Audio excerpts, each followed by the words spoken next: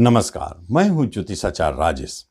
अपनी किस्मत अपने हाथ में आपका स्वागत है। जनवरी 2023 यह नए वर्ष का प्रथम माह है, जिसमें कुंभ राशि वालों को क्या मिलने वाली है। जबकि पूर्व से ही कुंभ राशि वाले शनि की साढ़े साथी से चलते आ रहे हैं और उनके ग्रह गुरुदेव उनके सपोर्ट में है। मंगलदेव, राहुदेव और अन्य ग्रह जो मासिक राशिफल को दिखाते हैं, वह क्या दिखाना चाहते हैं, क्या यह परिवर्तन आपके लिए शुभ है या अशुभ, ये भी जानेंगे। सबसे पहली बात है कि आप इस चैनल पर पहली बार आए तो इसको जरूर सब्सक्राइब करें और बेल आइकन भी प्रेस करें। कुंभ राशि वालों को पूर्व से ही साढ़े साथी चलते आ रहे हैं। जनवरी में क्या होगा? जनवरी में उनके शनिदेव घर बदल रहे हैं। शनिदेव का घर बदलना, कुंभ राशि में आना, एक बहुत शक्तिशाली शश नामक राजयोग का जन्म हो रहा है। लेकिन जिस समय शनिदेव घर बदल रहे हैं, ठीक उसी समय वह तांबे की पाया से आएंगे। वह भी न्यूट्रल है, उदासीन है। शनिदेव इस पाए में आपको कोई हानि पहुंचाने के मनसा में नहीं है। तो होगा क्या? शनिदेव का गोचर आपकी राशि पर सारे के सारे कुंभ राशि वालों के जीवन में बहुत बड़े परिवर्तन 17 तारीख को दिखाई दे रहे हैं। वह शुभता भी लाएंगे। यदि जरा भी आपके दशा अंतरदशा कॉपरेट कर दे, यह नहीं कि राजयोग चले, यानी कि बहुत शुभ ग्रह महादशा हो, थोड़ा भी हानिकारक अति अशुभ दशा अंतरदशा यदि नहीं चला, तो आप एक बात जान ले कि आपके लिए यह परिवर्तन बहुत शुभ है, क्योंकि ये परिवर्तन कई शुभताओं को लेके आ रहे हैं।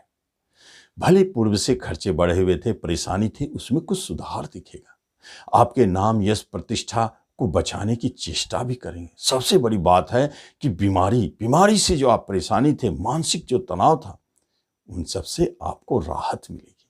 क्योंकि पहले फेज में तो आपके मन और मस्तिष्क पर शनिदेव सवार थे, तो आप बदले हुए लगते थे। आपको तनाव काफी था, टेंशन, डिप्रेशन बहुत ज्यादा, और निराशा तो बड़ा जल्द आता। ये सारी स्थिति में सुधार दिखता है। ये परिवर्तन आपके जीवन को भी सुधारेंगे। यह जो 2.5 वर्ष की अवधि शनिदेव के रहेंगे, यह बहुत अच्छे हैं, ऐसा सोच सकते हैं, मान सकते हैं, क्योंकि उनका परिवर्तन, उनकी स्थिति परिस्थिति ऐसे दिखाते हैं। लेकिन बाहर जाने की योग, स्थान परिवर्तन चलते रहेंगे। शनिदेव वर्तमान समय में 17 तारीख तक अभी हानि घर में है, लॉस घर में है, इसलिए भाग दौड़ परेशानी बनी हुई। 17 के बाद स्थिरता, जहां भी आप स्थिर हो जाएंगे, भाग दौड़ कम। अगर आप विदेश जाना चाहते हैं तो आ सकते हैं, विदेश जाना चाहते हैं तो जा सकते हैं, लेकिन जहां भी जाएंगे या आएंगे, वहां आप देखेंगे 2.5 वर्षों तक स्थिर है। यही आपके धन भाव में गुरुदेव बैठे हैं, वह आपके धन के लिए हमेशा चिंतित रहते हैं, प्रयास करते रहते हैं कि आपको दिलाते रहें। अब तो जनवरी के बाद बहुत अच्छा स्थिति है, वहां मिलेंगे जरूर, धन की प्राप्ति होगी, इसकी समस्याओं से बाहर निकलेंगे। कर्ज ऋण, बैंक लोन आपको मिलते हुए दिखाई देते हैं। गुरुदेव आपके रिश्ते नातों को भी सुधारे हुए हैं, वहां भी बचाए हुए हैं। बैंकिंग सेक्टर, फाइनेंस सेक्टर में जो भी है, उन्हें सफलता भी दिलाएंगे। तीसरे घर में राहुदेव क्या करेंगे? वहां राहुदेव और वहीं शनिदेव की दृष्टि, जो शनि की साढ़े साथी बना के बैठे, वहां अभी भी समस्याएं बनी है। जनवरी में भी आप महसूस करेंगे कि छोटे भाई बहन परेशान कर रहे हैं, बल्कि 17 के बाद बढ़ सकता है। और महसूस करेंगे कि पड़ोसी, रिश्तेदार, मित्रों, खासतौर पर मित्र और हितैषी पड़ोसी, इनसे परेशानी बनी हुई है, झगड़े हैं, अनबन चल रहे हैं, यह महसूस होगी। और दूसरी बात है कि चौथे स्थान में मंगलदेव बैठ गए हैं, जहां वो आपके कर्म स्थान पर दृष्टि डाल रहे हैं, कर्म स्थान को मजबूती प्रदान कर रहे हैं, क्योंकि गुरु महाराज की भी दृष्टि है और 17 तारीख के बाद शनिदेव की भी दृष्टि पड़ेंगे। इसका अर्थ है कि कुंभ राशि वालों के लिए, कर्म के लिए, जॉब के लिए, प्रमोशन के लिए, इंक्रीमेंट के लिए एक अच्छे संकेत दिखाई देते हैं। आपके प्रयास सफल होंगे। कंपटीशन के माध्यम से जॉब चाहते हैं, निश्चित प्रयास करें, अब आपको रुकावट नहीं है। कम से कम आने वाले समय में तो जरूर आपको सपोर्ट मिलेंगे, चाहे जो भी स्थिति हो, साढ़े साथी हो, कुछ भी हो। कर्म के लिए बहुत अच्छी गुड न्यूज। जो बेरोजगार है, रोजगार की प्राप्ति हो सकती है, चाहे प्राइवेट सेक्टर हो, चाहे उच्च स्तरीय गवर्नमेंट सेक्टर हो, जिस सेक्टर में आप जाना चाहते हैं, अपने मेहनत को बनाए रखें, सफलता आपके हाथों में।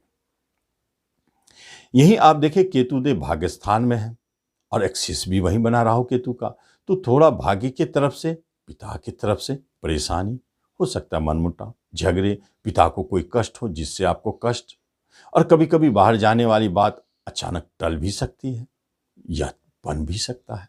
यहाँ तो उतार चढ़ाव दिखते हैं। धर्म कर्म पूजा पाठ में आपका मन नहीं लगेगा, यहाँ सावधान है। यदि आपके कोई गुरु महाराज हैं जिनसे आप दीक्षा ले चुके हैं और उन्हें भूल चुके हैं, अब आपको याद करने की आवश्यकता है, क्योंकि गुरु एक ऐसी शक्ति है जो आपको नैया पार लगा सकते हैं। साढ़े साती नामक यह जो स्थिति है, उनसे आपको बाहर भी निकाल सकते हैं या आपको रिलीफ भी दे सकते हैं, उनकी मर्जी।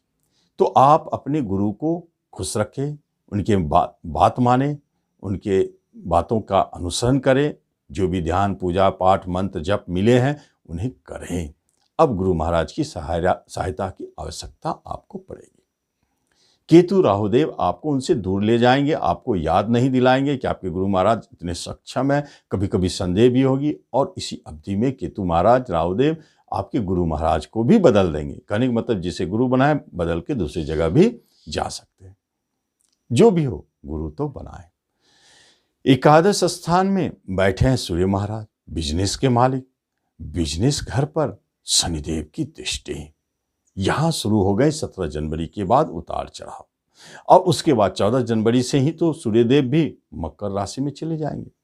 यह स्थिति ठीक नहीं है बिजनेस के लिए, और यह स्थिति पार्टनरशिप के लिए भी ठीक नहीं है। आपके पार्टनरशिप टूटते हुए दिखते हैं, बिजनेस लड़खड़ाते हुए दिखते हैं। मन करेगा बिजनेस छोड़ दें, या मन करेगा कि अब जॉब करें। यदि ऐसा मन हो कि बिजनेस छोड़ के जॉब करें तो बेस्ट उपाय, आप बिजनेस छोड़ के जॉब में जा सकते हैं। जो भी नौकरी करेंगे वहाँ पूंजी तो नहीं लगेगा। अगर शनिदेव छीनना ही चाहेंगे तो क्या छीनेंगे? आपकी मेहनत को छीनेंगे, लेकिन आपकी पूंजी नहीं डूबेंगे। इसलिए थोड़ा सावधान रहें। दाम्पत्य जीवन में भी यही सूर्यदेव उठापटक 14 जनवरी के बाद दिखा सकते हैं। यहाँ पर कोई बात अगर पूर्व से चलती आ रही है टूटने की या डाइवोर्स होने की, तो आप जाने 14 जनवरी के बाद और ख़ास तौर पर 17 जनवरी के बाद वह टूटना चाहिए। टूटने की स्थिति में आ गए। जो भी होता है पूर्व से निर्धारित है, इसलिए उसे आप चिंतित ना हो, घबराए नहीं, फिर आगे बहुत कुछ होगा। यदि ऐसी स्थिति बनते हैं तो कोई बात नहीं। आपके दाम्पत्य जीवन में कलह झगड़ा शुरू होते हैं तो थोड़ा सोच समझ कर, क्योंकि मंगल देव की भी दृष्टि, शनिदेव की भी दृष्टि, और उसके स्वामी भी गलत जगह चले गए, हानि लॉस घर में चले गए।